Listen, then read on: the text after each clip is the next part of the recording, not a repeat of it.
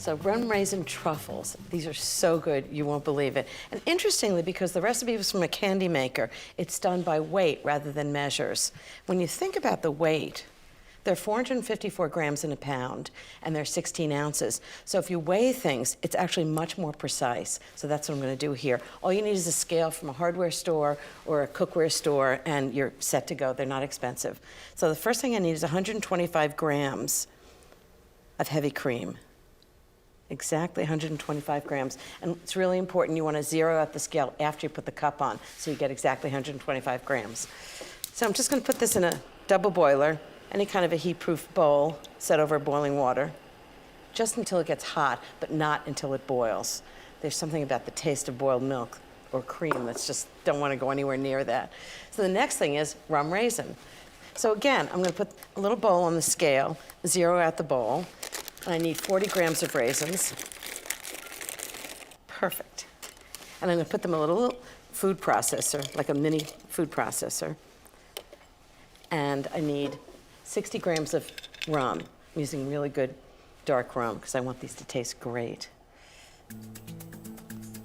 Perfect.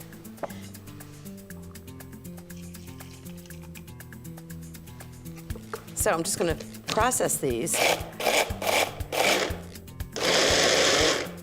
Candy making sounds complicated, but this recipe is really easy. I was really surprised when Bridget sent it to me. Okay, so that's the rum and the raisins. So the next thing I need is milk chocolate. I need 350 grams, which is exactly one of these bars. I'm just gonna give it a rough chop.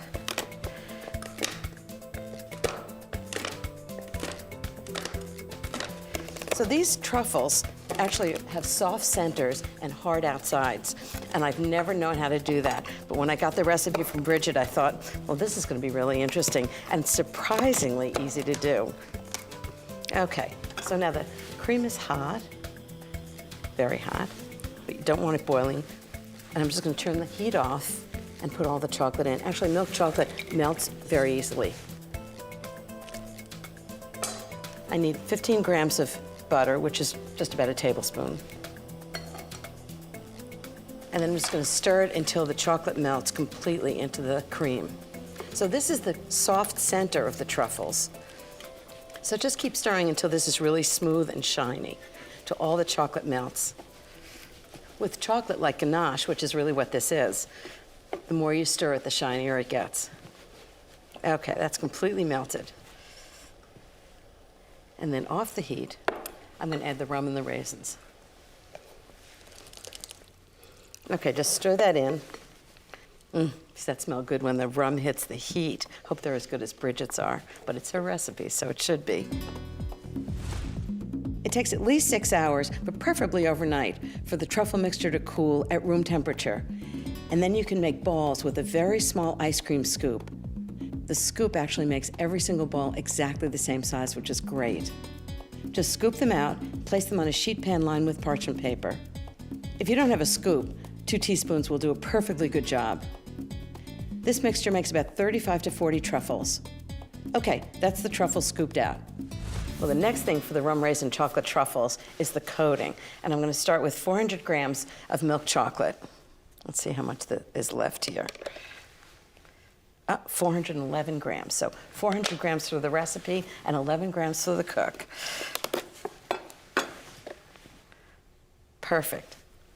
So the key to this is you need to temper it. And what tempering is about is if you just melt the chocolate any way you like to melt it, what's gonna happen is it's gonna start to bloom. You've seen chocolate go gray. You don't want that. You want it to be gorgeous and shiny and chocolatey, and you want it to last. So tempering melts it without getting the temperature too high, and I'll show you a really easy way to do it in the microwave. So I'm gonna put 3/4 of the chocolate in a bowl. Okay, 20 seconds in the microwave.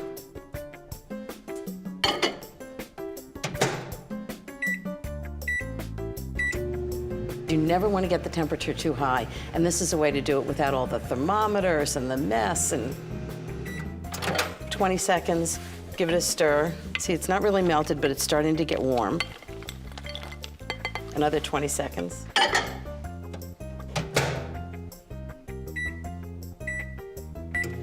So this is 20 seconds on high. Getting there. Not quite. And don't lick the spoon.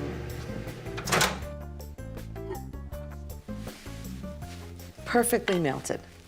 And just a little warm, so when I put the other chocolate in, it's gonna melt right into it. And then it brings down the temperature, so it's tempered perfectly. Just stir it in. If for any reason it doesn't melt completely, you can just put it back in the microwave for 5 seconds. Okay, now I'm gonna start coating the truffles. 2 spoons. Ah! I just dropped the spoon in it. I don't know how Bridget does it, but this is the way I did it. So I picked up one of the chocolate truffles. I don't want to drop the truffle into the warm chocolate because it'll melt it. So I just took 2 spoons like this and just tossed it back and forth. And you want this to be messy because remember, it's called the truffle because it looks like those truffles that pigs hunt for, you know, the savory ones. And then just put it right back on the tray. And that's going to set up really hard. And just keep going until all the truffles are coated. And remember, you want them to be a little messy. You don't want them to be perfect.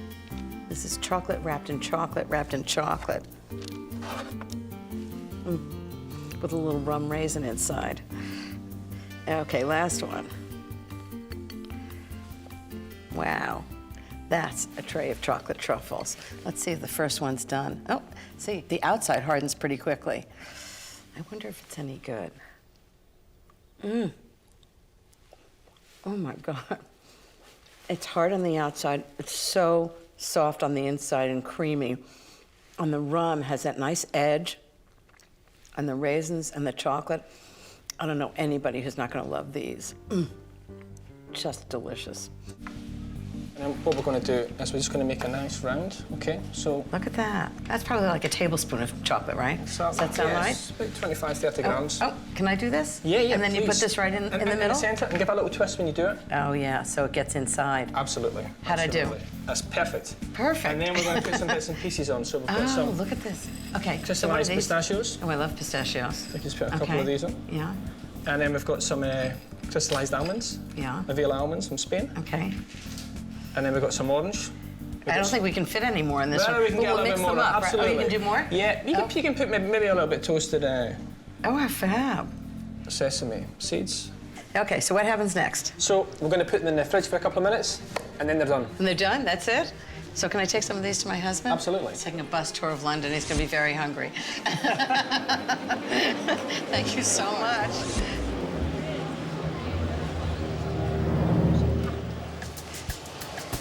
Now that was amazing. Shh, don't tell anyone, but that's where my Christmas presents are coming from this year. But first, I'm going home to make these. I think I'm going to make a white chocolate version with salted cashews and dried cherries. That sounds good.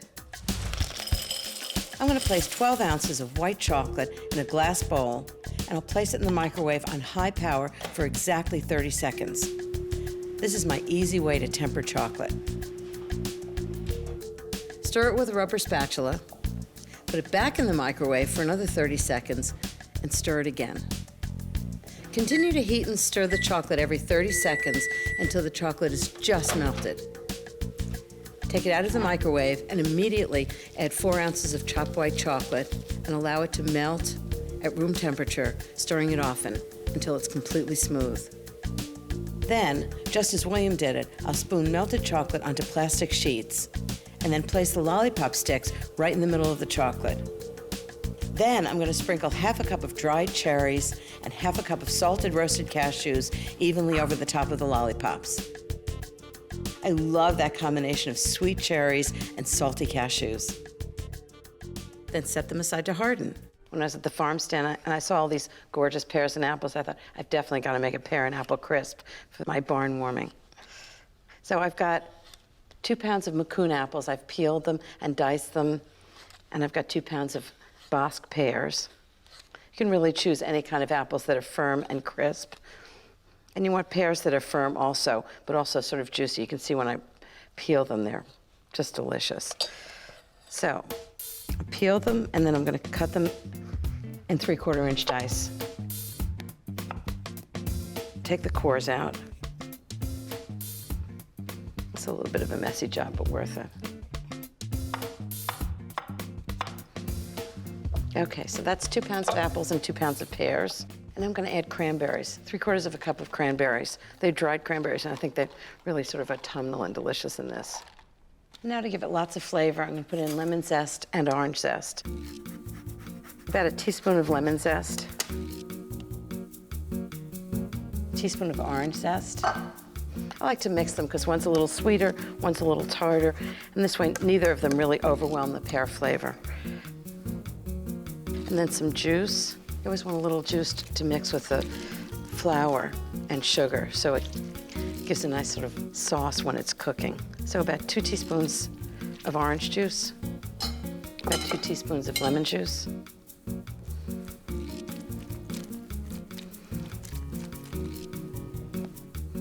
Okay. 1/2 cup of sugar, 1/4 cup of flour. That's just gonna sort of create that little, you know, that delicious goop in the middle. So when the juices of the pears and apples come out, it'll make a wonderful sauce for it. Okay, now some classic apple pie flavorings. A teaspoon of cinnamon,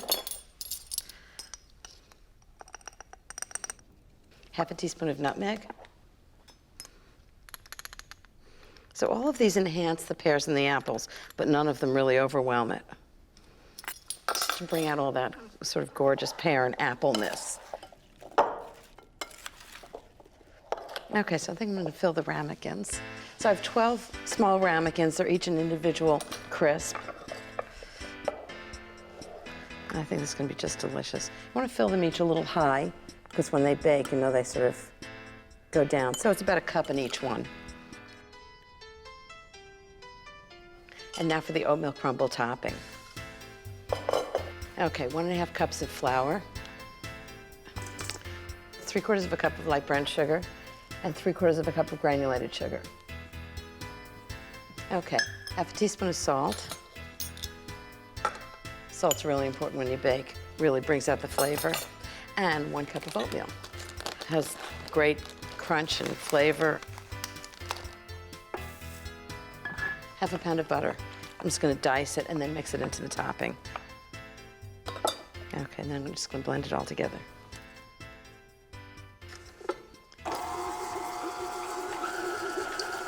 So you wanna let this go until it's like in big crumbles, which is right now. It's great, you can smell the cinnamon and nutmeg. Wonderful. Okay, so I'm just gonna pile this on each of the ramekins. Just big crumbles on the top of each one. Now, how good does that look?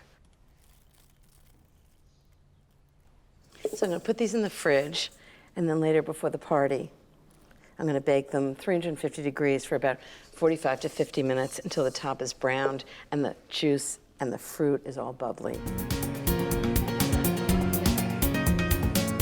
Will you take a crisp and I'll get you a spoon? I could make a holiday version of sticky buns that would be so delicious and ridiculously easy. You start by combining 12 tablespoons of room temperature butter and 1/3 of a cup of brown sugar. Into a 12-cup muffin pan, place 1 rounded tablespoon of the mixture into each of the muffin cups. Then, sprinkle 1/2 cup of chopped pecans evenly on top of the butter and sugar mixture. Now for the pastry. Lightly flour a wooden board or a stone surface. Unfold 1 sheet of puff pastry with the folds going left to right. Brush the entire sheet with 1 tablespoon of melted butter. Sprinkle over 1/3 of a cup of light brown sugar, 1½ teaspoons of ground cinnamon, some really seasonal flavors, 1/4 cup of dried cranberries, they're perfect for the holidays, 1/4 cup of white raisins, just to balance the tartness of the cranberries. Now, starting with the end nearest to you, roll the pastry up snugly, just like a jelly roll, right around the filling. Finish rolling it with the seam side down. Trim just a little bit off the ends of the roll, just to straighten it out. Slice the roll in 6 equal pieces, each one's about 1½ inches, and place each piece spiral side up in 6 of the muffin cups.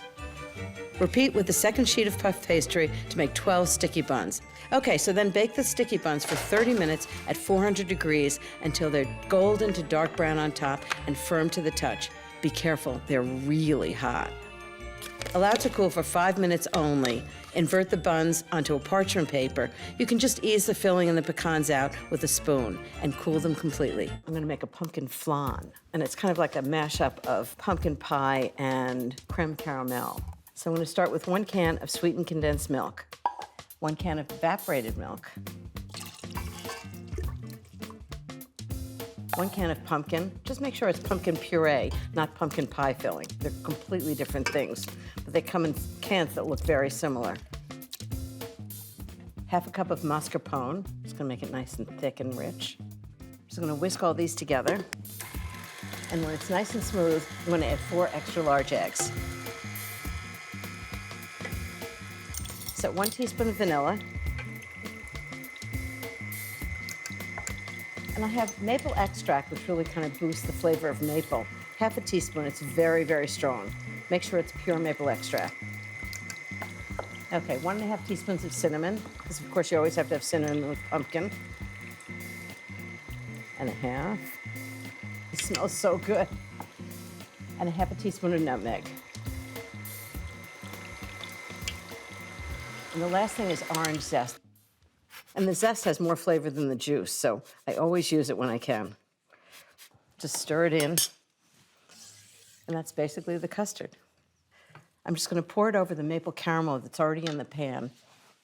It's just fantastic. Let me tell you how I made it. It's pretty straightforward.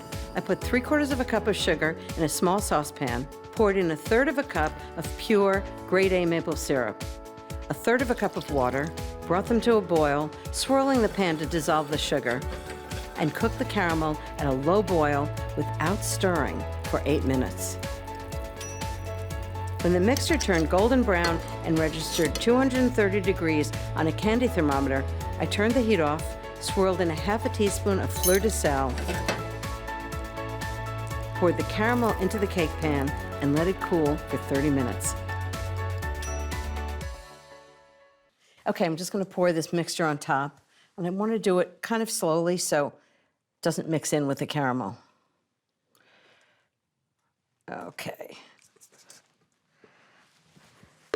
So now I'm gonna put it in a water bath, which is in a pan, and I'm gonna put water all the way around. Make sure you don't get any water into the flan. And what this does is make sure that the temperature around the custard never gets to be more than 212 degrees Fahrenheit. I'm just using the hottest tap water. Okay, ready for the oven. From here on, it's all about baking and chilling. I'll put the flan in the center of a 350-degree oven for 75 minutes. By then it should be firm, but still slightly jiggly in the middle. And when I put a knife in the center, it should come out clean. Remove the flan from the water bath and put it on a cooling rack. Then when it's completely cool, I'll cover it in plastic wrap and put it in the fridge for at least 3 hours. So the flan is chilled. And now the moment of high drama when I take it out of the pan. Okay, it's thoroughly chilled, which is great. I'm just gonna run a knife right around the outside. How good does this look? There it is. Just like that. Whoa. And the caramel's just gonna go all the way around. I think it needs a little orange zest on top, don't you?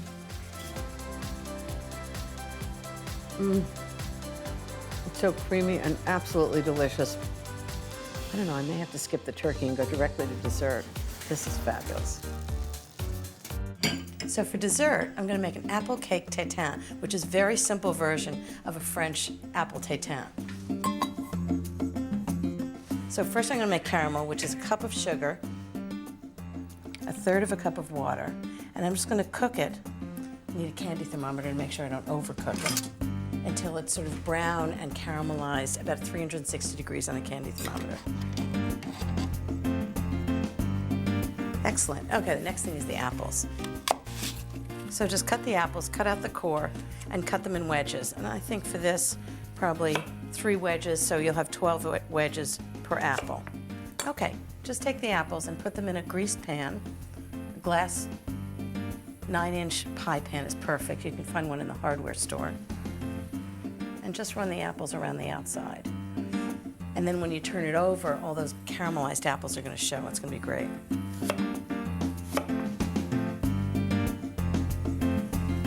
There's 3 right there. You want to get them in tight.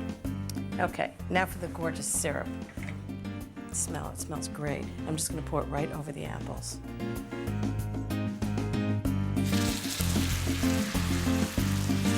Now I'm going to make a sour cream cake dough on top and bake the whole thing together. It's going to be so good. So it's a really simple cake. 6 tablespoons of butter, 3/4 cup of sugar. Just cream that together.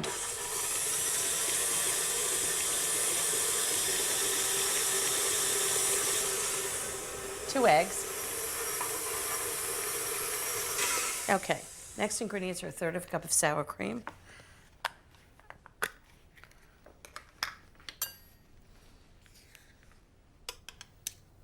Okay, 1/2 teaspoon of lemon zest.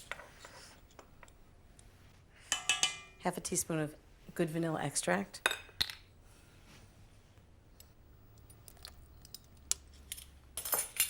And mix it all up. So now for the dry ingredients. I need a cup plus 2 tablespoons of all-purpose flour. I need 1/2 teaspoon of baking powder. 1/4 teaspoon of salt. I'm just going to sift these all together. And that way, if there's a little piece of flour or something in the bottom, you can either sieve it or just take it out. So make sure that you really have smooth, dry ingredients. So with the mixer on low, I'm just going to slowly add the dry ingredients. Okay, now just take the batter and just spread it out over the apples and the caramel. And it's going to be puffed and golden and just gorgeous when you turn it out upside down. Spread it out smoothly on top of the caramel and the apples. And then I'm going to bake it 350 degrees for about 30 to 40 minutes until the cake is done and a cake tester comes out clean. So this is the hard part, is turning it out. It's caramelized apples on the bottom and a nice light cake on the top. So wish me luck. Oh, look how great that looks. Wow. So you just have to loosen it a little bit.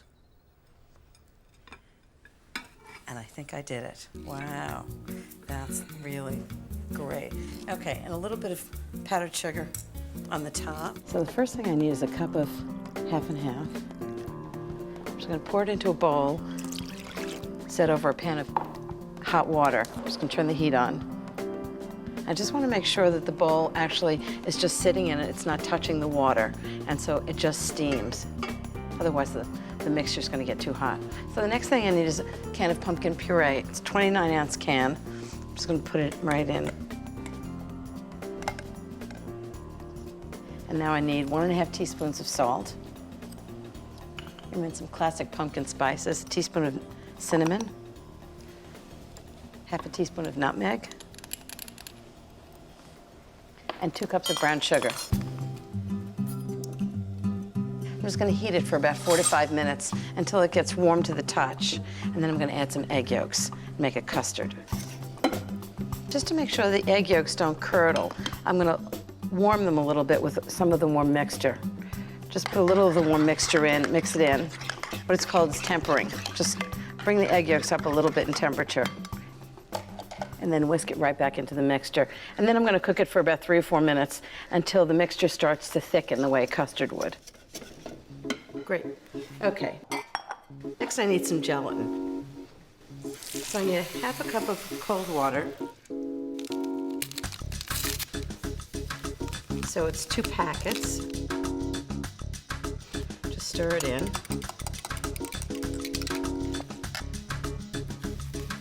So 2 ripe bananas, make sure they're ripe. Just mash them on the board. It has such layered flavors. A little bit of molasses from the brown sugar, the banana. We're gonna put put some orange zest in. One of the other good things about this is you can make it way in advance. Really, 3 or 4 days is just fine. Okay, that's really well mashed. So I'm just gonna put this into the warm pumpkin mixture. Ooh, good and messy. 1 teaspoon of grated orange zest. Okay, so that's about a teaspoon right in. And it looks like the egg yolks have really thickened the pumpkin mixture. You can add the softened gelatin right into the pumpkin. Just whisk it in. Take it off the heat and let it cool. And I'm gonna whip up 2 cups of heavy cream. I'm gonna put some of it in the mousse and some of it for the decoration. Half a cup of sugar. Splash of vanilla.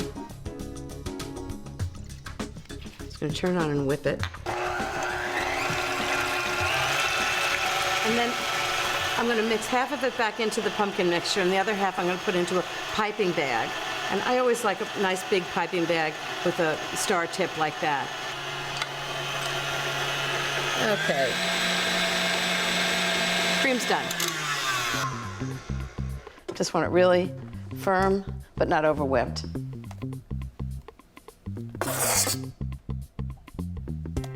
Just take a spatula and fold it in. This is sort of classic folding technique. Have the spatula go right down the middle. Just do it very carefully. Okay, that's good. So now I'm just gonna pour it into a mold. Just pour it right in. This is enough mousse for about 8 people.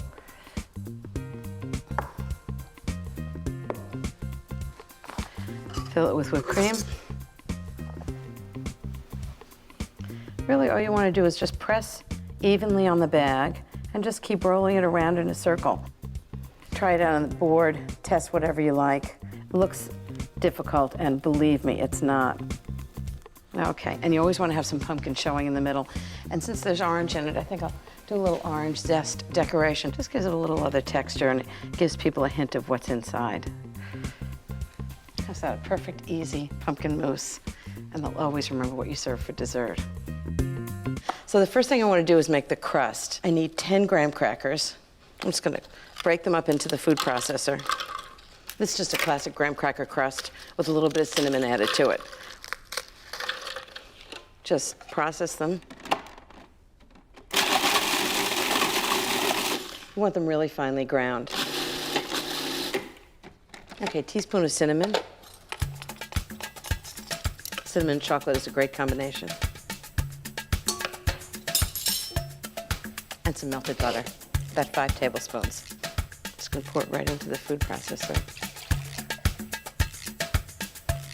Just give it a blitz. Put it into a 9-inch springform pan.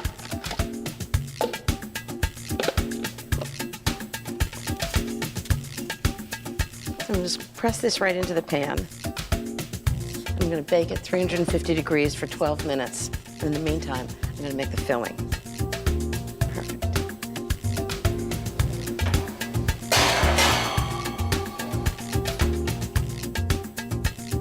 Can't make chocolate cheesecake without chocolate. So I'm gonna do 5 ounces of bittersweet chocolate. Just gonna melt it.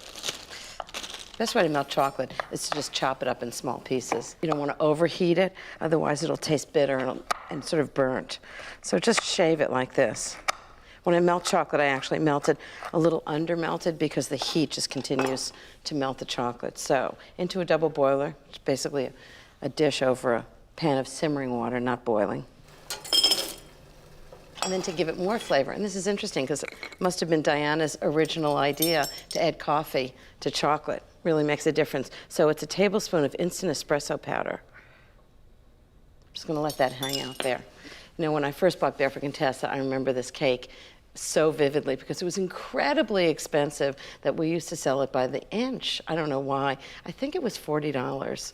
It's sort of like from 1978. It would be like a cake being $150 now. We closed the door one night. There was nothing left in the store. except this one cake, and somebody knocked on the door and said, I need something for dessert. I need something chocolate. And I said, all I have is this one cake. It's incredibly expensive. It's $40. I was really embarrassed. And they said, we'll take it. And I thought, I like this business. This works for me. So this is just melted now. And I think the crust is all ready.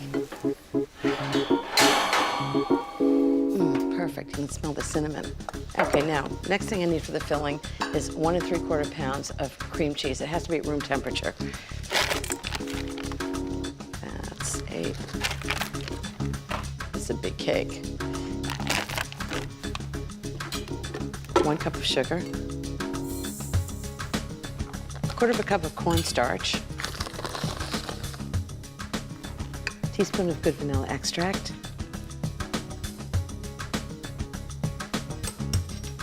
1/4 teaspoon of almond extract. And just mix that together. I'm just gonna whip this on medium-high speed until it's light and fluffy. Okay, next are the eggs, 3 eggs. Oh, this is perfect, it's nice and light. So now I'm gonna add the eggs one at a time. If the cream cheese isn't room temperature, it'll never incorporate the eggs. Next thing is a 1/2 cup of sour cream.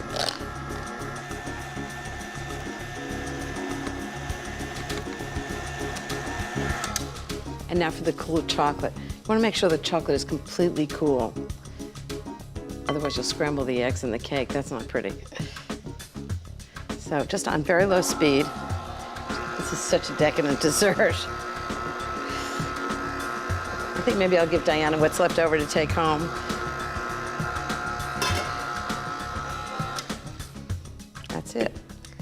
So just like most cheesecakes, this cake bakes in 2 parts. First part is 350 degrees for an hour. And then I'm going to open the oven door and let it cool in the oven for an hour and a half. That really prevents it from cracking, so it cools very slowly. This is about as decadent as it gets. Just smooth it out. And as if this isn't decadent enough, I'm gonna make some warm chocolate ganache and drizzle it over to the cake. It's gonna be so good. In 1978, when I bought Barefoot Contessa, one of the most popular desserts that Diana Strata made was this chocolate cheesecake. It has lots of espresso in it, has great flavor. And I thought, I'm just gonna turn up the volume a little bit and add a drizzle of chocolate ganache. I'm chopping up 1/4 pound of bittersweet chocolate. I've got a double boiler that I made with a glass bowl and simmering water. So put the chocolate right in. Okay, 1/4 cup of heavy cream. And just heat those together just until the chocolate melts. Ganache is great for icing chocolate cakes, but it's also terrific if you want to drizzle it on a dessert. If you haven't, drizzle it on the plate, but for this, I'm just going to drizzle it on the top of the chocolate cheesecake. Here's the cake. Doesn't that look great? I'm just going to take a spoon and just drizzle it on.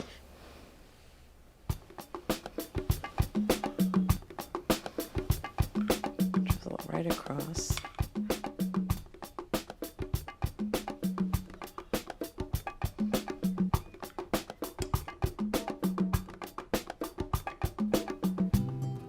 Well, I would say dessert is done. And now I'm going to start on the main course. Everybody knows the marshmallows you buy in a grocery store. They're a little rubbery, not a lot of flavor. I thought it was a revelation when I discovered homemade marshmallows because they're these big puffy clouds of vanilla and sugar that just like melt in your mouth. They're fantastic, and they're surprisingly easy to make. So you start with 1/2 cup of cold water and 3 packages of plain gelatin. Just dump them right in. Cold water is critical for having it dissolve. And just let it sit for about 5 minutes. Just gonna stir it around. These are really delicious, but they're also a great little gift. People are so surprised to get homemade marshmallows. Okay, that's the gelatin next to sugar syrup. First is 1½ cups of granulated sugar. Right into a pot. And I've got it all set up with a candy thermometer because I'm gonna have to cook this. 1 cup of light corn syrup. You want to use light corn syrup because I'm making white marshmallows. 1/4 teaspoon of salt. It's always surprising when sweet things have salt in it, but it really brings out the flavor of the vanilla. And 1/2 cup of water. So I'm just gonna turn the flame on. Just give it a stir, because you don't want the sugar to burn at the bottom. And I'm just gonna cook this until it gets to 240 degrees exactly on a candy thermometer. Marshmallows may be for children, but if children are making them, they need a little adult supervision because this is really hot. So I always watch it very carefully. Excellent, 240. So the first thing I'm gonna do is take the gelatin that's been softened and put it in a mixer, fitted with a whisk attachment. It's really important for the gelatin to be softened first. And then I wanna pour the sugar syrup into the mixer, but since it's really, really hot, I always find it's a little safer to put it into a glass beaker. Just make sure it's very heat-proof. The last thing you want to do is get sugar syrup all over you. Just slowly pour the sugar syrup into the softened gelatin.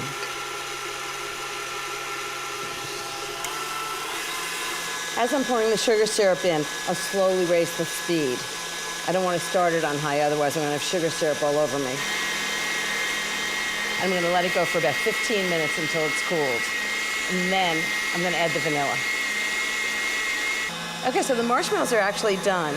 Wait till you see this, it's amazing. So who knew that gelatin and sugar syrup could end up looking like that? Isn't that fantastic? And that's going to become the marshmallows. But first, I want to give it lots of flavor. So I'm going to add a tablespoon of pure vanilla extract.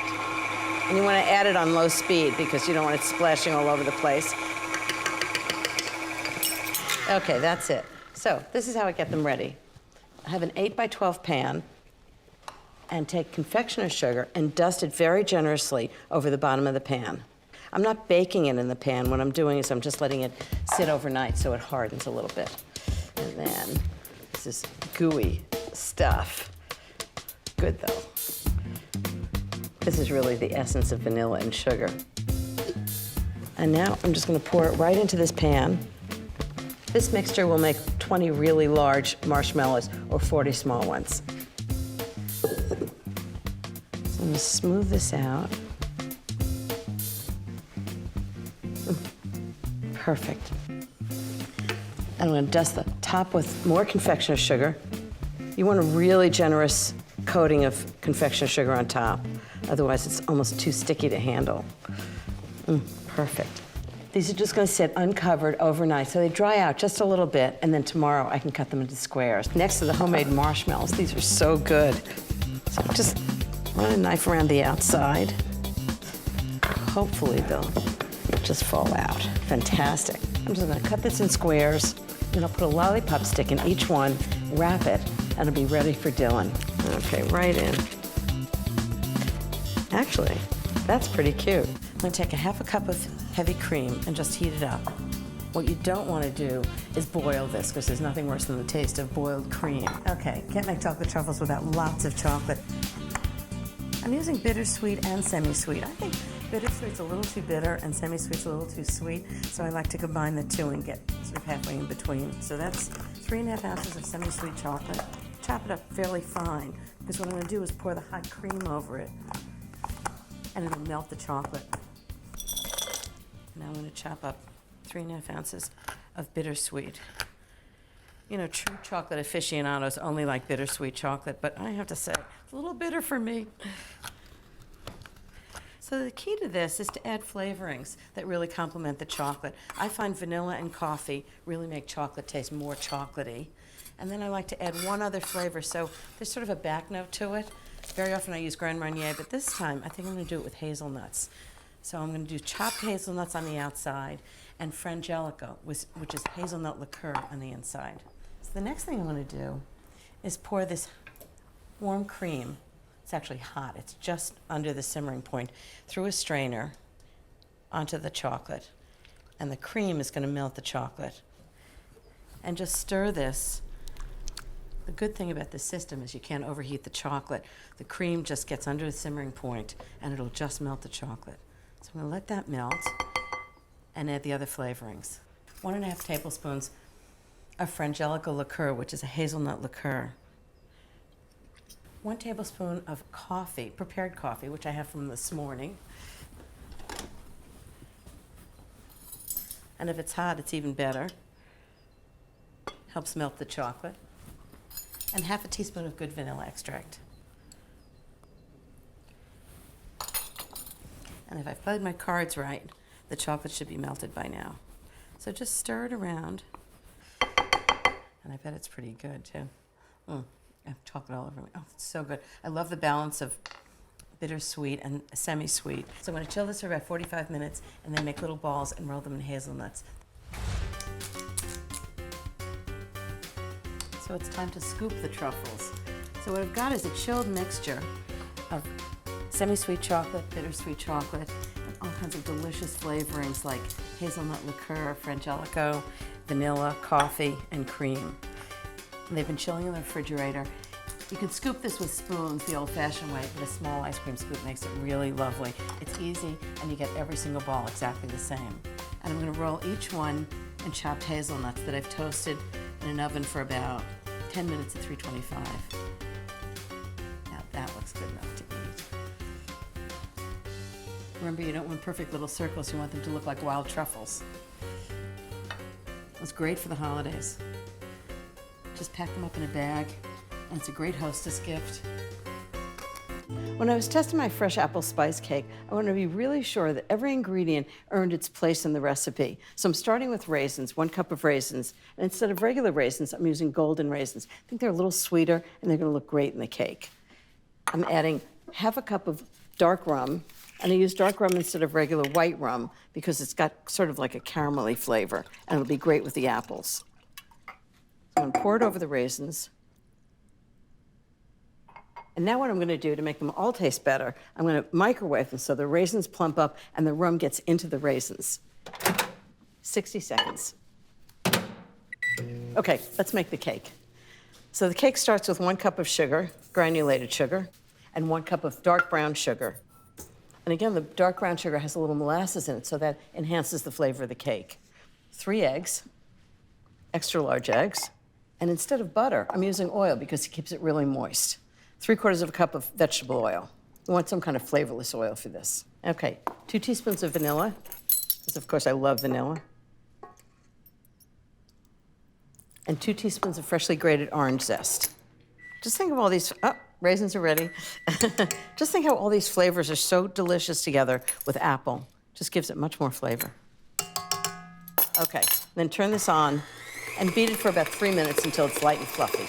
Okay, next the dry ingredients. So I've got a bowl and a sifter. I always like to do the dry ingredients in a sifter. 2½ cups of all-purpose flour, 2 teaspoons of baking powder. Want a nice light cake, and that's what the baking powder does.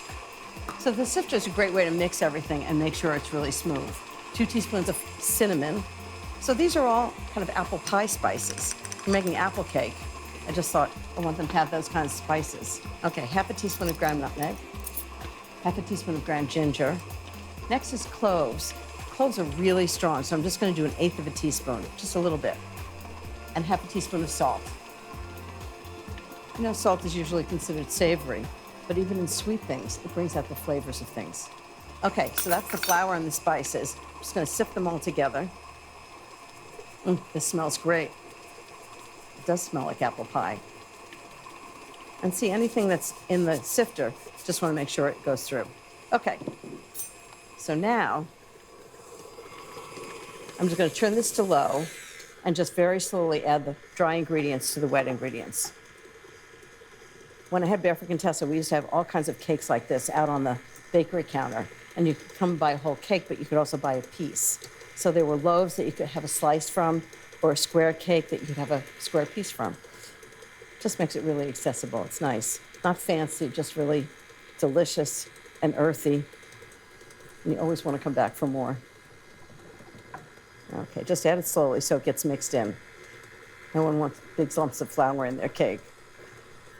Vegetable oil makes this such an easy batter. You don't have to wait for the butter to come to room temperature. Okay, that's the dry ingredients.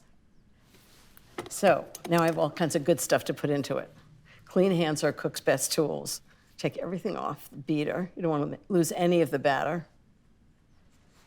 Okay, now I'm just going to give it a big stir with a spatula just to make sure it's really well mixed from the bottom and the sides.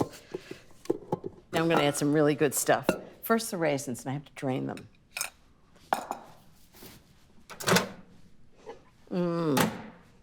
The smell of the raisins and the rum is fantastic. So I'm just going to drain the raisins. A lot of the rum has gotten into the raisins, so it flavored them and plumped them up, but I don't want too much liquid. Otherwise, the cake won't rise. Now I'm just going to fold the raisins and the rum that have been soaked into them right into the batter. Next, I have some pecans that I've toasted. It's 1 cup of pecans, chopped. I just toasted them for about 5 to 10 minutes, 350 degrees, just to crisp them up and bring out the flavor. I want everything to taste as good as it can possibly be. And then 1.5 pounds of Granny Smith apples that have been peeled, cored, and 1/4 inch diced. Just right in. Granny Smith are really important because that tartness is really good for this cake. So there's sweet things and tart things and fresh things and roasted things, and it's so good. And the texture of this is amazing. So I'm just going to fold these together, make sure everything's really well folded in, because you want every bite to have raisins, pecans, and apples in it. And the good thing is, you can make it ahead. It only gets better. Okay, so instead of making a round cake or a loaf cake, I'm gonna make a rectangular cake. And this pan, I've greased it, I've put parchment paper in, and then greased and floured the pan. I wanna make sure it comes out of the pan. I'm just gonna pour the whole batter in. Look how good this looks. Isn't that crazy? You can really see how all the flavors of the raisins and the apples and the pecans are gonna make this fantastic. Okay, want to get every last drop. That's why spatulas are the best things in the kitchen. Okay, I'm just going to spread this out. Look how thick it is. I have to say I can smell the rum. Okay, ready for the oven. I'm going to bake the cake at 350 degrees for 35 minutes. When the time's up, I'll take it out, let it cool in the pan, then I'll flip it out onto my hand, carefully remove the parchment paper, place it on a board, and cut it in big squares. That looks amazing, doesn't it? And with a cup of tea in the afternoon, it's a perfect snack. But if you want to make a great dessert out of it, I'll show you what I do. So I'm going to take a piece of the cake, put it on a big plate, a little more dramatic. Some vanilla ice cream. I actually took it out of the freezer, put it into the fridge for about 30 minutes so it's nice and softened. Softened ice cream has so much more flavor than frozen hard ice cream. Okay, big scoop on the plate, just like that. And not to leave well enough alone, I have some warm caramel sauce, store-bought. You don't have to make your own caramel sauce. And a drizzle of caramel sauce on the cake and the plate. Very restaurant style, but so easy to do. And I would say that's a dessert that everybody is going to be very happy to try, including me. I may have to try it just to make sure it's good. How great is that? Love all the flavors and the textures. Cold ice cream, warm cake, caramel sauce. Now, that's my kind of dessert. So good. The textures, that's just delicious. I'm going back in. In my experience, the only thing kids like more than chocolate cake is a huge chocolate cake. So I'm gonna make a double fudge sheet cake for Lily and David Palmer, and I think they're gonna just love it.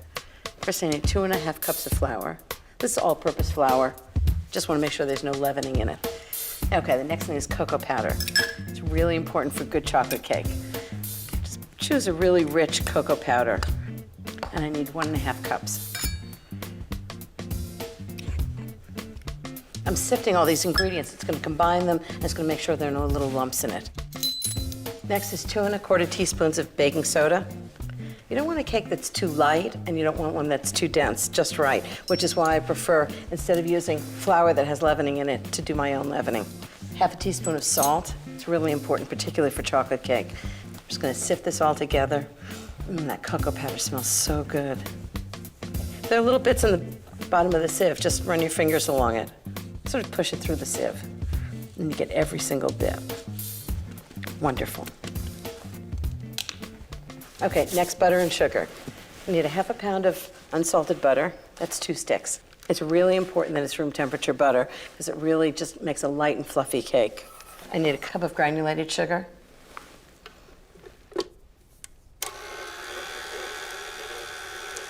And a cup of brown sugar. Brown sugar is really granulated sugar with some molasses added. So 1 cup of brown sugar right in. But what it does is give a little extra depth of flavor. I'm just going to let that cream together on medium speed for about 3 to 4 minutes until it gets really light and fluffy, and then it absorbs all the other ingredients.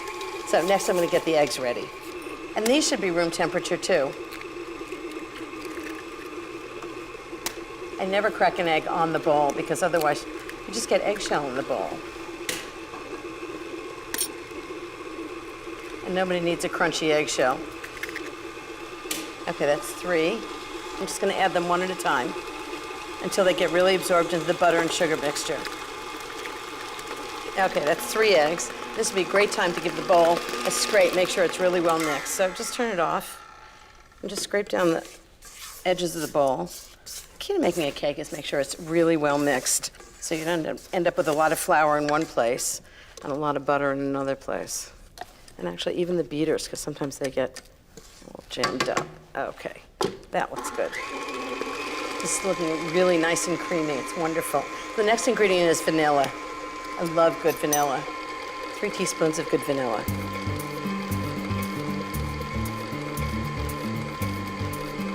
Okay, next the wet ingredients. First thing is buttermilk. Buttermilk's actually low-fat milk that has a culture added, so it's very thick.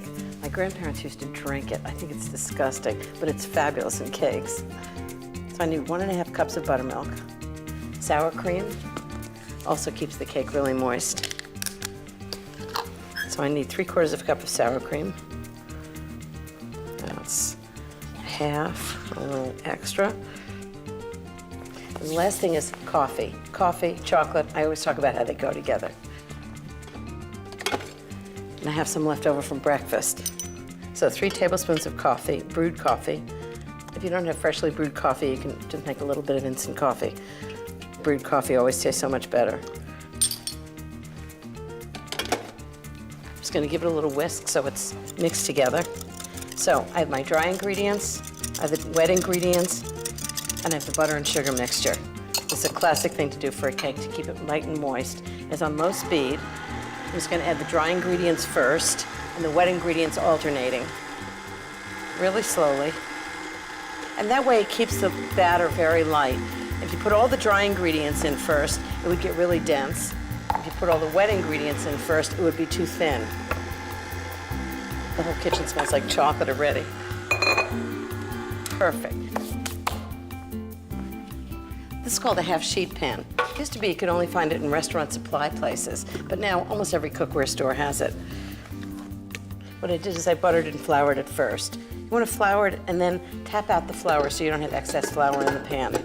Just push the batter to the corners and make sure it's really even. So this is going to go into the oven 350 degrees for about 25 to 30 minutes, just until it springs back and the cake tester comes out clean. One of the best things about a cake this size is it's kind of like this blank canvas. I'm going to get all kinds of fabulous candies and the kids can decorate it. Now how fun is that going to be? Can't wait to see this one.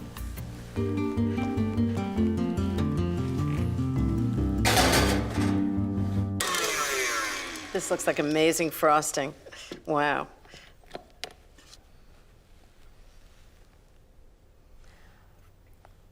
It's so good, and it's easy to make. I'll show you how. First, start by making ganache. Melt 24 ounces of semi-sweet chocolate chips in a bowl over a pan of simmering water. Add 1½ cups of heavy cream. Stir it once in a while until you have really smooth, melted chocolate. Then with the heat off, add 2 tablespoons of light corn syrup. This makes it really shiny. To give the chocolate depth of flavor, I add a ½ teaspoon of good vanilla. It makes such a difference. Then this is really important. Allow it to cool completely to room temperature before you go on. Pour it into a mixer fitted with a whisk attachment and add a ½ stick of room temperature butter and whisk it all together until it becomes a really thick, rich, delicious chocolate frosting. It just takes a few minutes. So I've got a cooled cake. Lots of buttercream frosting. And what I'm going to do is I'm going to ask the kids to decorate it. I mean, is this double chocolate or what? The whole key to this is to make it look really kind of rough and homemade, which of course it is. This is called a palette knife, but you can also use a dinner knife if you don't have one. And just smooth it out. I actually think buttercream was originally invented to keep the cake moist. It sort of acts as a sealer. So you want to make sure it goes right to the edge. You want something very earthy, very simple, big swirls. And it's just the base for the candy that the kids are going to decorate it with. Okay, little taste, make sure it's okay. So good. Well, that's my part done. Now it's up to the kids. So I've got the apples, they look gorgeous from the farm, and now I'm just going to make pie crust. I don't know why, but I think people find pie crust more daunting than anything else that we make. I'm going to show you the secret of really good pie crust, and it's about very cold ingredients. So I'm going to start with 3 cups of flour, just regular all-purpose flour.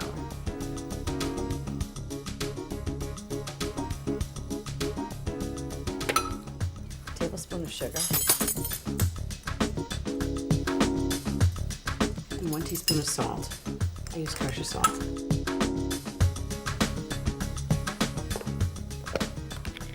Now for the shortening. There are all kinds of debates about what kind of shortening to use for pie crust, but I actually combine vegetable shortening, and I do it very cold. It comes out of the refrigerator. And butter. And then you get all of the flakiness of the vegetable shortening and all the flavor of the butter. So that's 1/3 cup of vegetable shortening. And I have 1½ sticks of cold butter that I've diced, and I actually put it back in the refrigerator until I was ready. So it's really cold. Put that right in. And now comes the critical part. What you want in the dough is little bits of butter and shortening through the dough. You don't want it totally pureed. And that's what makes it flaky. When the heat from the oven hits the butter, it causes steam to evaporate, and that's what makes it really flaky. So when you're doing this, make sure it's not totally pureed in the flour. I'm just going to pulse this about 8 times until it's like the size of peas.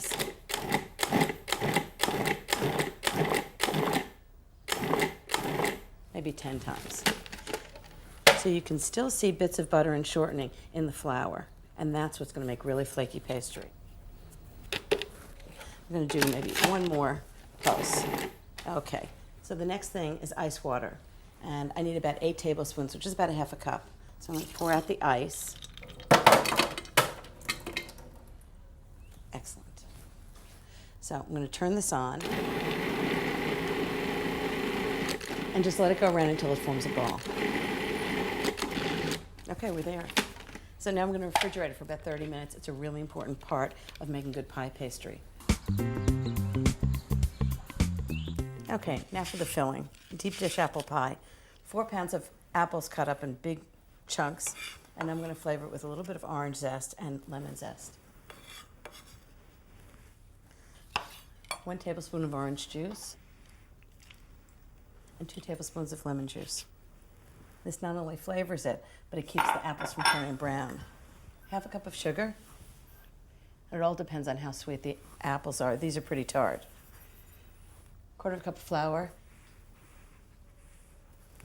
And a teaspoon of salt. Okay, now for the spices. 3/4 teaspoon of good cinnamon. 1/2 teaspoon of good nutmeg. I love the way it smells. It smells like apple pie spices already. Okay, 1/8 teaspoon of allspice, which is really a pinch. And then I'm just going to mix it all up.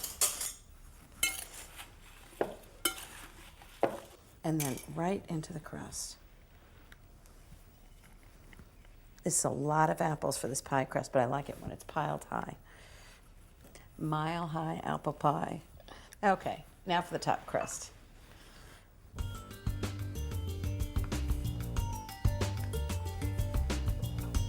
Ready for the pie. Roll it up on the rolling pin.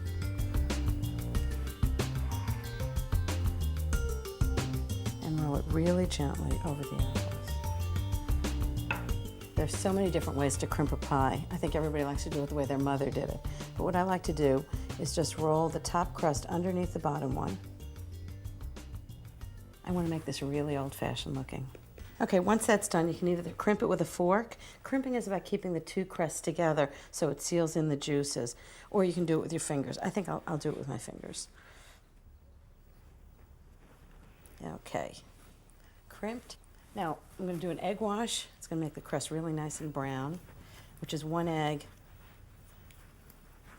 beaten with about a tablespoon of water or milk or whatever you have. Just brush the whole top. Okay, a little bit of sugar, make it nice and shiny.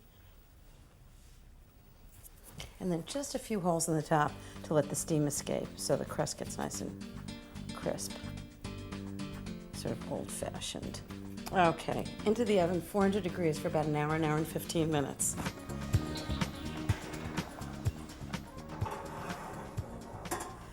Now that's an apple pie. So the first thing I need for brownie pudding is 4 eggs and 2 cups of sugar. Can't make brownie pudding without eggs and sugar. You know how the old cliche goes, the way to a man's heart. Here we are 40 years later. When I was 16 and Jeffrey was 18, I used to make him brownies and send them in a big box to school. I think he was the most popular guy in the dorm when they arrived. So I think brownie pudding is very romantic for our anniversary, 40 years. Yikes. Okay, 2 cups of sugar. Okay, so beat these together. Okay, so the next thing I need is cocoa powder and flour. So first I need 3/4 cup of cocoa powder. Okay, that's a half and a quarter. Use really good cocoa powder. 1/2 cup of flour. And just sift those together. This is really more like something between a brownie and a pudding. It's very sort of like a molten thing in the middle. It's so good. Okay, I'm gonna put that aside while I put the vanilla in. So I've got 1 vanilla bean, just like that. Love the smell of vanilla, it's my favorite. Just gonna snip off the end and then run my knife right down the middle and scrape out the seeds. And just put them right into the mix. Actually, I'm going to show you what this looks like. It's amazing. It's so thick and light yellow. And when it comes off the beater in a ribbon, it's just like that. There's always like one ingredient in a dish that you really can't quite taste, but it makes everything else taste better. And in this one, it's 1 tablespoon of framboise. It's raspberry liqueur. I'm just going to put it on very low speed and just slowly add the dry ingredients. Don't want to make any lumps. So the key about baking this brownie pudding is that it's sort of molten in the middle and it's baked on the outside, so everybody gets a little of each. This smells so delicious. It smells so chocolatey. Fantastic. Okay, the next ingredient is butter. Now don't start with me, you can't make brownies without butter. I've melted 2 sticks of butter and let them cool a little bit. I'm just gonna pour it right in. Anybody who tries to make brownies without butter should be arrested. And for brownie pudding, it makes it very wet and delicious. Perfect. Okay, that's ready. Just put that into a baking dish. I've got a 9x12 pan that I've already buttered. Any similar size will work for this. Now, does that look chocolatey or what? So I'm going to smooth it out, and then I'm going to bake it in a water bath, and that's going to make sure that it bakes really evenly. What makes me think I could just serve it like this and Jeffrey would be very happy? Okay, very hot tap water. This is such a great dessert to make ahead. So you can bake it and just leave it on the counter. Okay, I'm going to bake this 325 degrees for exactly 1 hour. This is a really easy dough to make. I make it in an electric mixer fitted with a paddle attachment. First I put in 3/4 pound of room temperature butter. Then I add 1 cup of sugar and a teaspoon of good vanilla. Add 3½ cups of all-purpose flour. And finally, 1/4 teaspoon of kosher salt. Turn the mixer on low and just mix the ingredients until they just come together. Turn the dough out into a floured board and shape it until it comes into a flat disc. Wrap the disc in plastic wrap and chill in the refrigerator for about 30 minutes. So this is the shortbread dough. It's been chilled, and I'm going to roll it out and make cookies. This is a really great dough, particularly because it's so flexible. I can make all different kinds of star shapes, and this time, I think I'm going to cut it in half. It's a lot of cookies for just Miguel and me, and the good news is I can freeze the other half for the next time he shows up. And actually, I even flour the rolling pin. There's no point in making cookies if they're going to stick to the board. So I'm just going to roll this out about a ½ an inch thick. Okay, ready for the cutter. So this is the sort of finger shape that I want to make. And just cut each cookie. Sometimes it's hard to come out of the cutter, but you just tap the edge on the board and it'll just come right out. So I'm using half-sheet pan parchment paper. Keeps the pan clean, the cookies bake better. I love parchment paper. These are going to be delicious cookies. Just a little bit of sugar on the top. Just gives them a little bit of sparkle when they come out of the oven. And then I'm going to bake them 350 degrees for 20 to 25 minutes until they just start to brown on the edges. Shortbread cookies dipped in chocolate. Now, who would have a problem with that? So what I'm going to do is I'm going to shave some chocolate. I'm using semi-sweet chocolate, just enough for 10 cookies. If I do it in chunks, it's not going to melt right, so it's important to just take your knife and just shave it off. First, I'm going to put half the chocolate in a bowl and microwave it.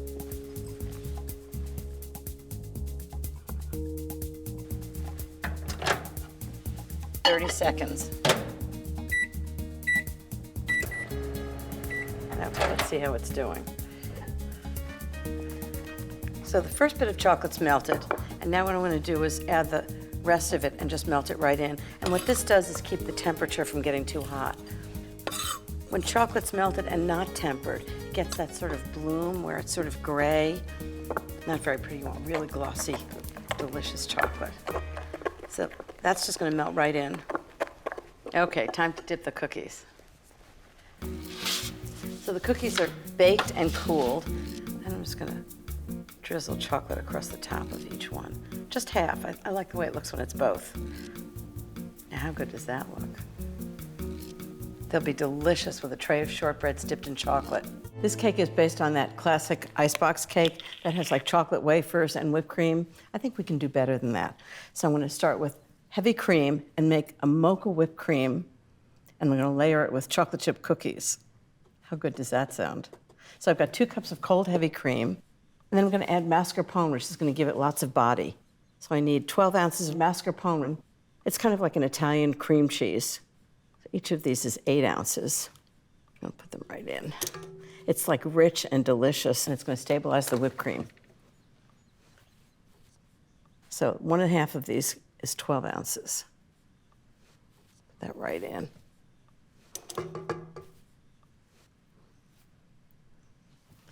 Great. Okay, and then you got to make it a little sweet, right? So we've got ½ a cup of sugar, 1/4 cup of Kahlua, which is coffee liqueur. This makes it a really grown-up Icebox cake.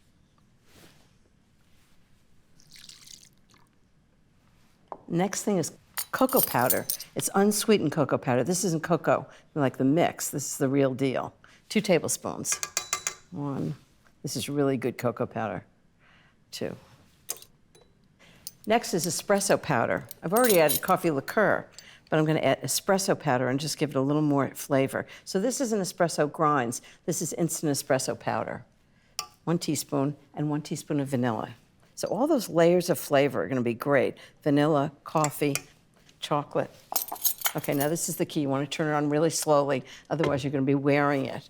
Just turn on very slowly, get it started until it's all mixed, and then I'm going to whip it like whipped cream.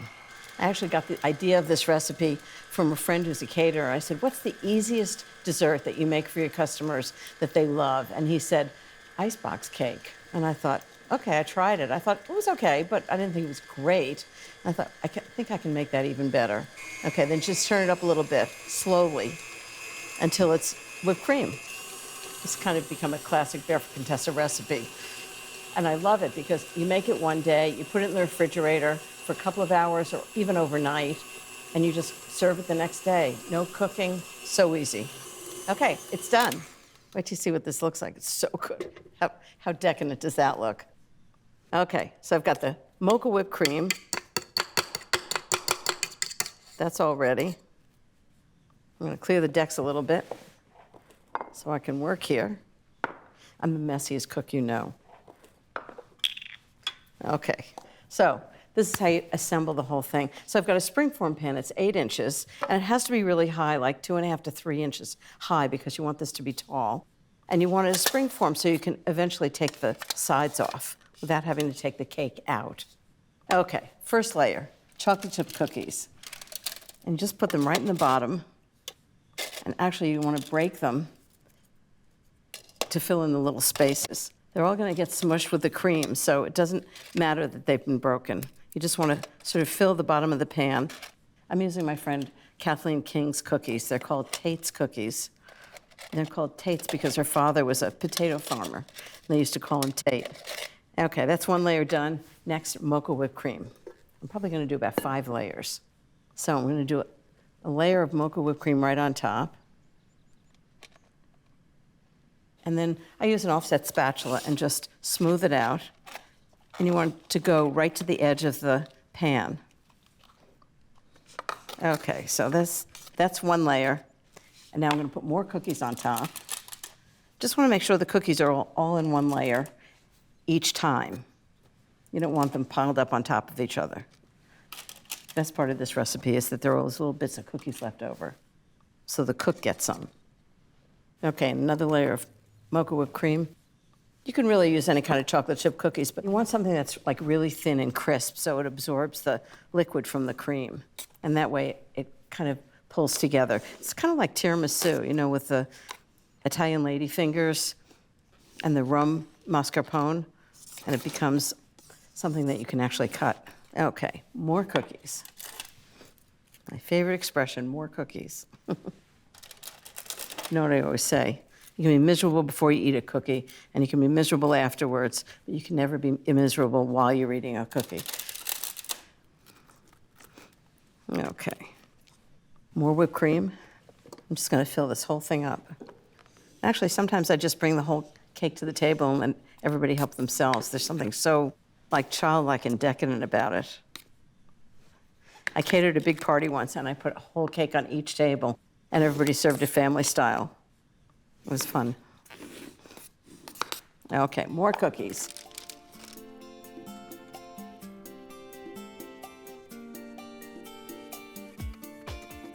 More whipped cream. When I'm doing a dinner party, I'm always looking for things that I can make ahead, so I don't have to cook everything the same day, and this is perfect for that.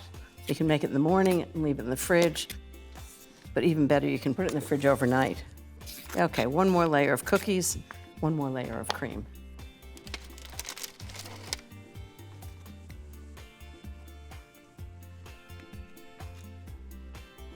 Oh, too bad there are cookies left over. What are we going to do with them?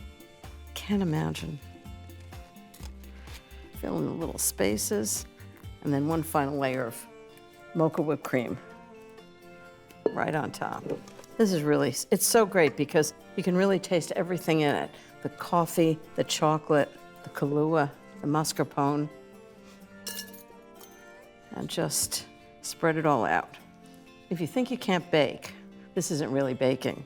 So it's a perfect dessert for somebody who thinks they can't bake. You can't really mess it up.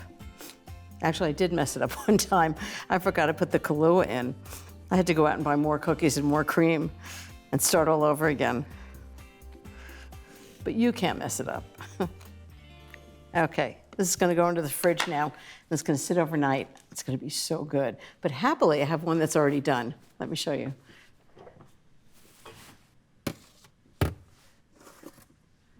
This one's all set.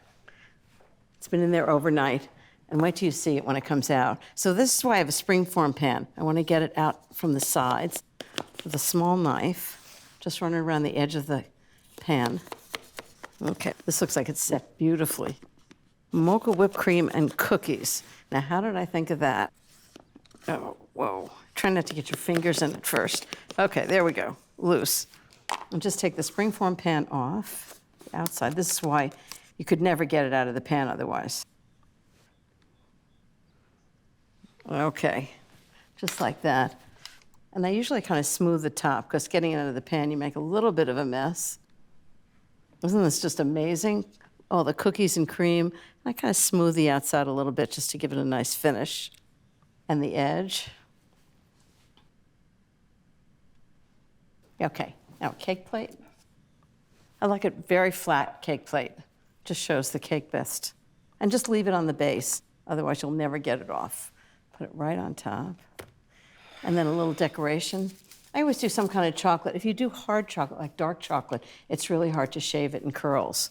But if you use milk chocolate, it's easier. So just like that. Just put curls of chocolate on the top so everybody knows it's chocolate. Like you wouldn't know it was chocolate. Just right on the top. It's always just nice to have a little decoration. If you only have bittersweet chocolate, you can put it in the microwave for about 15 seconds to soften it, and then you can make nice curls. How's that? Does that look good? Now, does that look like somebody's birthday cake? I'd say that's really special. So I'm going to show you when you cut a piece out of it, what it looks like. And I'm not doing this because I want to taste it. Or maybe I am. Oh, it's just so good. Okay, now I need a plate and a fork. I'm just going to take this out. Oh, it's coming out. Look at that. How outrageous is that?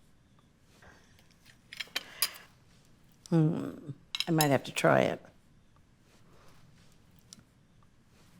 It's so good. The cookies and the mascarpone, you can really taste that little bit of Kahlua. This is so good. And that's a cake that could make grown men weep. What I'm making for dessert is my ultimate ginger cookie. They're filled with spice, they're moist, they're delicious, and who doesn't like cookies? So the first thing I need is flour. I need 2 1/4 cups of flour. I always just lighten it with a cup and just level it off without tamping it down. And I'm gonna do this all in a sifter. So I'm gonna sift all of these ingredients together, all the flour, spices. 2 1/4. Perfect. 1 teaspoon of baking soda. And next, spices. First, 2 teaspoons of cinnamon. I use really good cinnamon.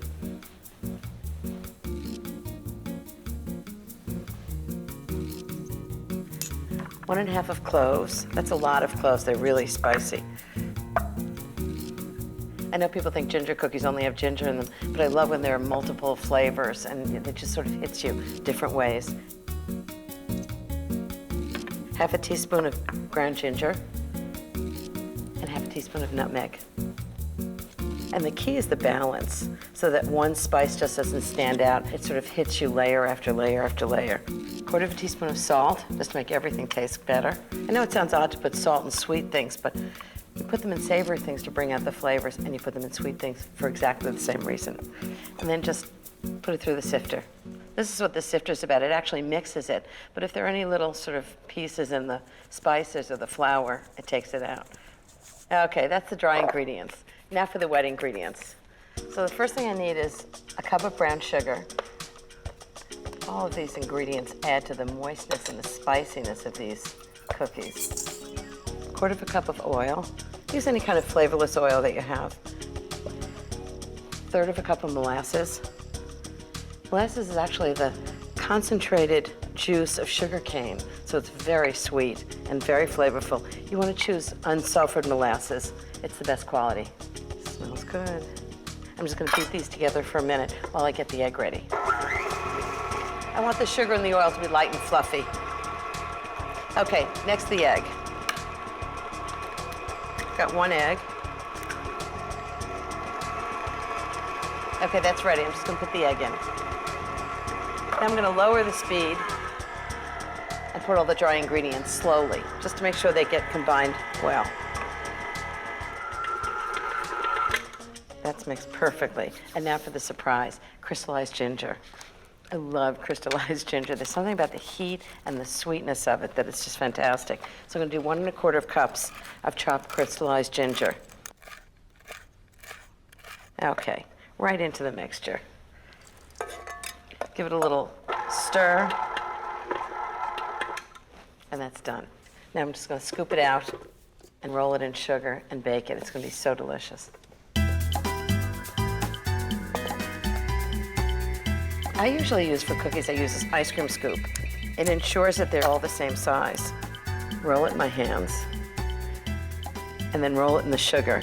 And what this does is make a nice crinkly crust on it, and it makes the whole cookie sparkle. So right on the pan, just flatten it out with your hand. This is gonna be a great dessert.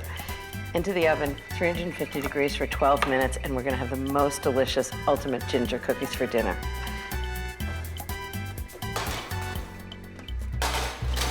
So the first thing is 1/2 cup of half and half. And I'm gonna put it into a double boiler.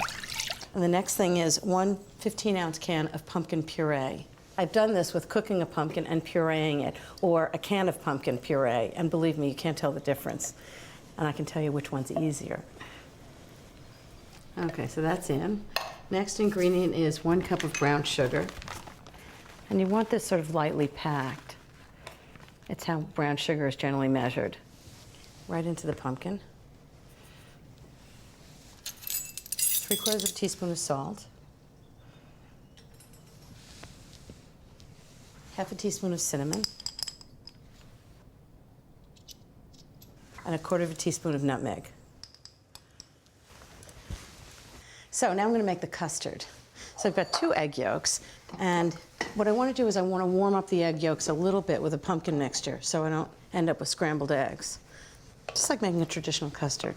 And then pour the whole thing back into the hot pumpkin mixture. See, a nice scraper. Just want to get all of it. And just mix that up. And just cook that for about 4 or 5 minutes. So I'm going to take 1 package of gelatin and just soften it in 1/4 cup of cold water. When it's chilled, the egg yolks are going to help the mousse to set, but the gelatin's going to help it too. Okay, off the heat. I'm just going to add these other ingredients. Mashed bananas.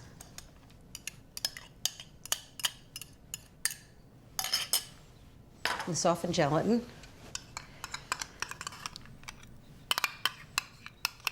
And the last thing is orange zest. Okay, I'm just gonna stir this up. So while that cools, I'm gonna whip the cream. So put the whipped cream right in the middle. And then with a spatula, I use a rubber spatula, just go straight down through the middle and then fold it over that way. Straight down through the middle and then right to the bottom of the bowl and then fold it over. Just keep doing that until it's really well mixed. It smells great. And the good news about this is you can make it in advance. Leave it in the fridge for a day and then decorate it just before you're going to serve it. Doesn't look half bad, does it? If I have one go-to chocolate cake, this is it. It's chocolate ganache cake, and it starts with 1/4 pound of unsalted butter, and it has to be room temperature. 1 cup of sugar. This cake is amazing because you can make it in almost any size, and it's completely foolproof. I'm just gonna cream these together until the butter's light and fluffy and the sugar is mixed in. So first what I've done is I've buttered an 8-inch round pan, and it's got a nice high 2-inch side. And then the question is, how do you get a square piece of parchment paper into a round pan? So take the piece of paper and do it in half, and then fold it in half again. Fold it in half again, just as many times as you can, just like that. And then you put the tip right where the middle of the pan is and cut off inside the pan like that. And if it's too big, you can just refold it and recut it. And now what I want to do is butter the paper and the pan and flour the whole thing. So I just use the paper the butter came out of. Easy as can be.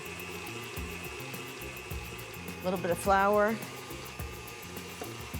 And just flour the whole pan, the sides and everything.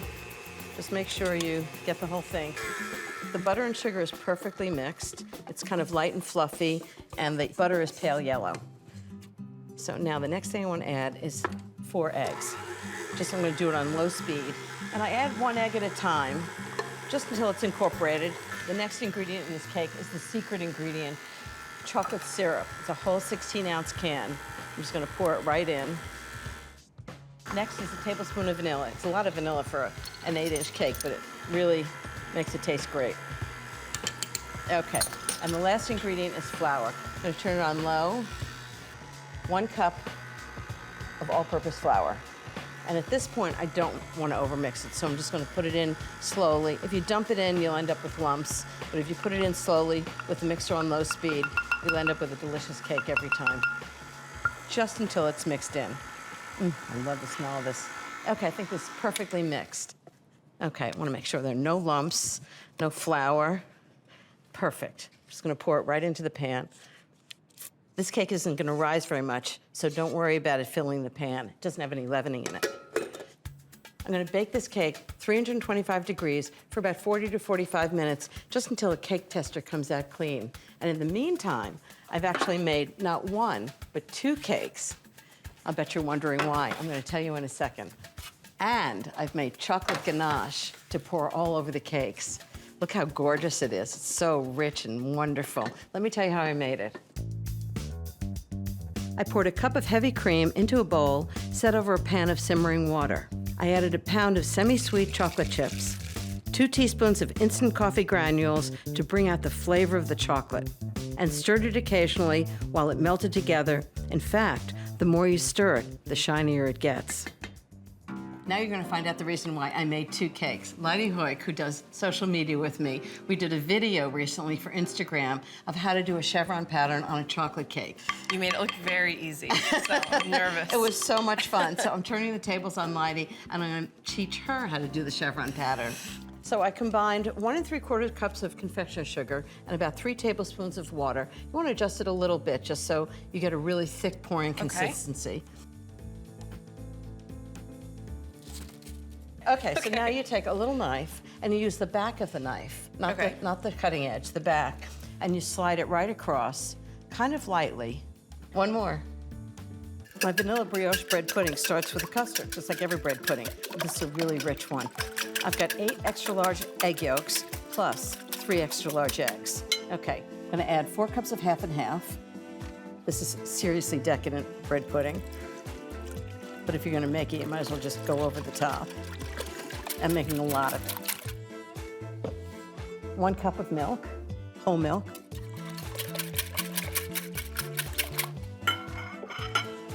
1 1/4 cups of sugar. This is bread pudding for a party.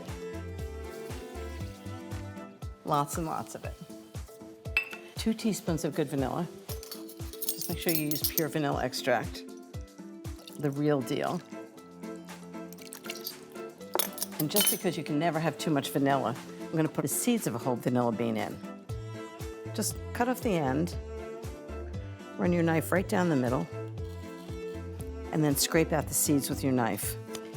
Put it right in. That's going to be really good. Whisk it all together. Okay, that's the custard. Next, the bread. So what I did was I took a 12-ounce loaf of brioche bread that I just bought from the store, and I sliced off 5 big slices, 3/4 of an inch thick. And then I took the rest of it and made bread cubes out of it, maybe about 3/4 of an inch thick. And that way, bread pudding is going to have 2 different textures. I toasted them all, 350 degrees for 5 minutes, and it takes the moisture out of it so the custard gets into the bread. Makes a big difference. Okay, so these slices are just going to go right into this pan. I'm going to pour it on slowly, and it's just going to get absorbed by the toasted bread. I'm just going to press it down. I'm going to let it rest, and then bake. A little bit of patience is required, but it's so worth it. First, I'll put the dish into a roasting pan and let it sit for 10 minutes, just for the bread to absorb the custard. Next, I'll pour about 1 inch of really hot tap water around the pudding. Cooking it in a bain-marie means it won't get too hot and it will cook evenly. Then I'll cover the pan tightly with foil, making sure it doesn't touch the pudding. Cut a few holes for the steam to escape, and put the whole thing in the oven to bake 350 degrees for 45 minutes. When the time's up, I'll remove the foil, bake it for another 45 minutes, and test whether it's done by inserting a knife into the center of the pudding. If it comes out clean, it's done. And it is. Perfect. So now you see why I do the cubes of bread on top, because it gets really crisp. Now I'll show you how I serve it. So I like to dust the top with a little bit of confectioner sugar, just a little.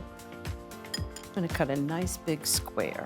I'll show you. You can scoop it, or you can do squares, whatever you like. I kind of like the square thing. How great does that look? Nice and warm. And now, as though that's not good enough, I'm gonna put creme anglaise on the plate. But here's a trick for creme anglaise. Vanilla ice cream is creme anglaise that's been frozen. All you have to do is defrost some ice cream in. Voila, you've got creme anglaise. So just a little drizzle on the plate around it. It's in the category of too much is never enough. And I would say that's the best bread pudding I've ever made. Yeah.